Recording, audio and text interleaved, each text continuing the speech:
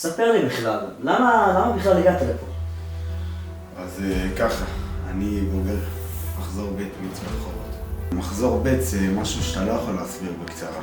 בכל זאת, ספר כמה מילים על החוויה. תקשיב, זה כמה שנים לא פשוטות בכלל. בוא נתחיל מההתחלה. אתה בא לפה בתור תרב"ח, מה התחושות?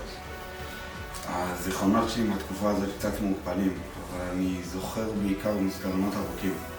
כן, אבל בסופו של דבר סגרת למצפה. אפשר לומר, אז עוד הייתי תמים. ואחר כך גם החמישית לא הייתה פשוטה. היו שמועות שהיו כיתות נפרדות. שמע, אני לא יכול לאמת כאן שמות, אבל הפינוק שהיינו מקבלים בראש חודש זה שניצל מכובס. אני לא אשכח את היום הזה.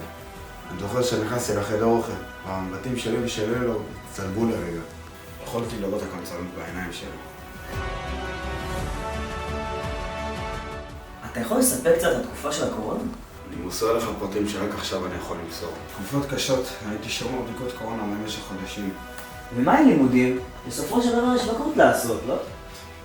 בגרות אף פעם לא היה בראש סדר העדיפויות שלנו. בוא נדבר על זה שנייה. היו בכלל מורים מקצועיים? שמע, אני עדיין לא יכול לשמוע את הצעקות שלנו במסדרונות המרובעים. בלילות מה היה קורה? שמע, קשה לשכוח את הבום של הדורדורנטים שפיצצנו. יש שמועות שזו הסיבה שהשתעוררנו מהר בבוקר שמחה טובה. בואו לא נעבור נושא. יש לנו גם את המעבר בין המבנים.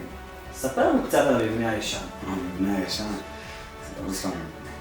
זה מתחיל במלחמות מים מזוהים במסדרון. זה טריקות דלתות ודפיקות על מזגנים.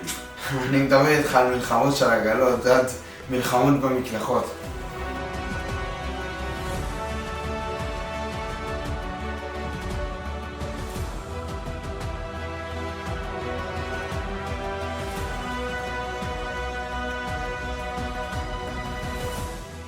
בלי מדריך? מדריך?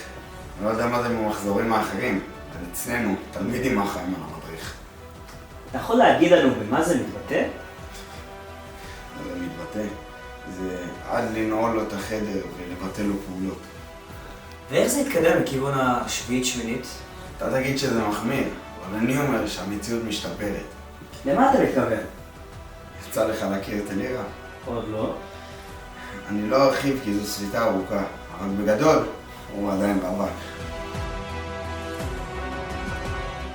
מצטער לשמוע, ספר לי על התקופה האחרונה בישיבה. הפרטים שאני עדיין אסף לי שמחה טובה, אבל אני אוכל למסור אותם רק אחרי ההכתרה.